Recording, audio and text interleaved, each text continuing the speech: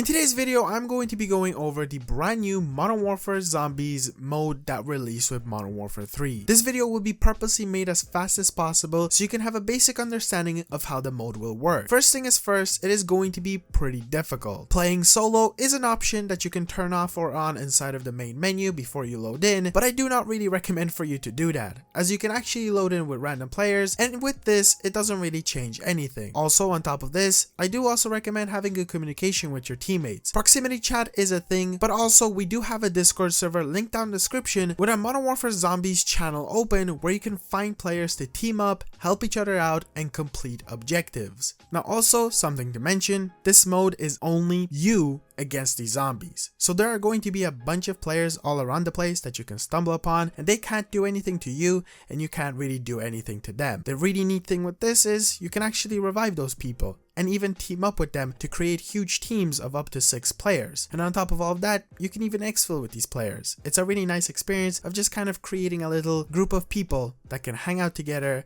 And again, the whole idea of having proximity chat is really nice inside of this game. There are specific missions inside of Modern Warfare Zombies that have 3 acts. Completing these acts will not only reward you with different rewards that I will be delving into later, but also on top of this, you will be unfolding the story of Modern Warfare Zombies. This is continuing the story from Cold War and Vanguard, and it is definitely not an experience like we've had ever before in the Zombies universe. The basic idea is hop in, collect loot, and extract. By extracting, I mean running to a helicopter location where you can call it in and exfil on a helicopter. This experience is a bit challenging as a lot of zombies will be spawning in, but it's nothing too difficult. Now you will have a 45-minute timer when you spawn in, and after 45 minutes, an ether storm will start spreading that inside of that ether storm has many zombies that are incredibly difficult to take down, so I would really avoid waiting long enough to see those zombies. Also, speaking of the map and different regions, there are 3 different regions. The outer region, which is definitely the most fun as it is extremely balanced and anyone can run around and do anything in that area. Then you have the orange zone,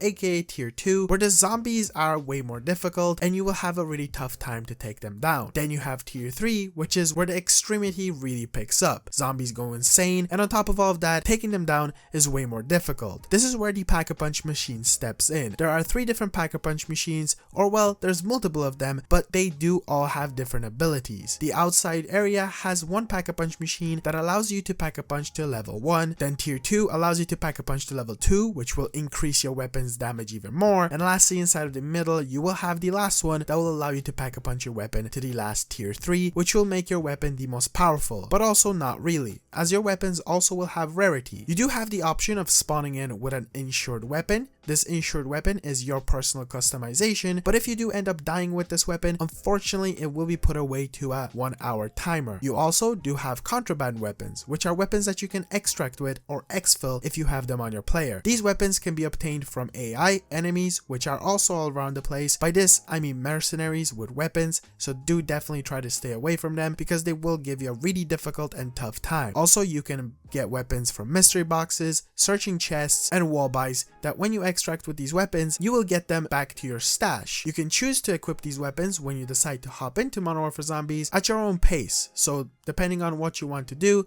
you can decide to spawn in with absolutely no weapons, but I never recommend doing that. Now the thing is, if you do extract with a weapon that has purple rarity, unfortunately that rarity, and also if you happen to have a Pack-a-Punch on it, will be completely removed. There's also ammo mods inside of the game that you can find around the place that will increase your weapon's damage. Now the way you can actually make your insured weapon be even more powerful with the different rarities of weapons is ether tools. The ether tools can be obtained in many different ways, from completing objectives around the map, which there are multiple of them. These can be started by walking up to phones and essentially accepting a challenge. These challenges range from shooting egg pods to taking down high value targets, and by completing these you can then get a reward. When you inspect this reward, you will have the ability to get multiple different items. Inside of here, the most common thing that you will find are ether wrenches, perks, crystals, and ammo mods. Speaking more of these little things, these are called acquisitions. The acquisitions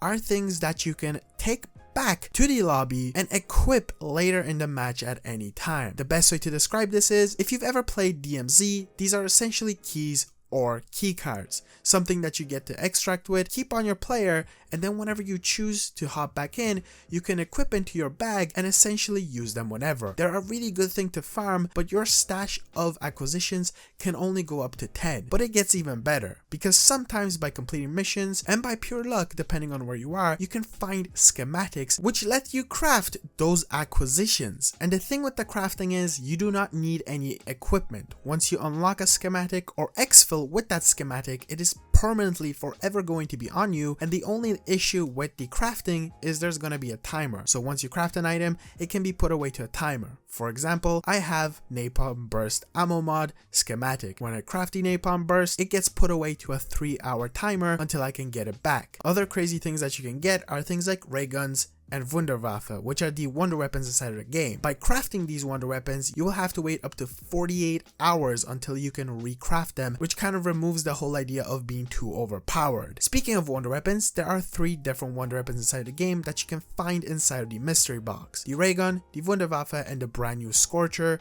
which will make your experience a bit better. Another big part of the game is the idea of essence. What essence is money, and money is really important, just like in the real world. With this money, you can buy perks, pack a bunch of weapons, and also buy some other goodies at buy stations. The way you can get money fast is by completing the missions inside of the game, which are the mini objectives that I already did mention, but also on top of this, you can collect items and then sell them. Honestly, the fastest way is, as I mentioned, just completing the objectives / missions. Now, the amount of money that you'll be getting for completing the outside is $2,000, then $3,000 in the second region, and $4,000 in the last one. $2,000 isn't a bad amount, and then $5,000 for pack-a-punching and $2,000 for each perk is also pretty good. Now, on top of all of this, you can actually also unlock camos inside of this mode. I feel like a lot of people who might have never heard of Modern Warfare Zombies before this probably will hear it from the camos. There are 8 different mastery camos that you can unlock inside of this mode, and you think it's very difficult,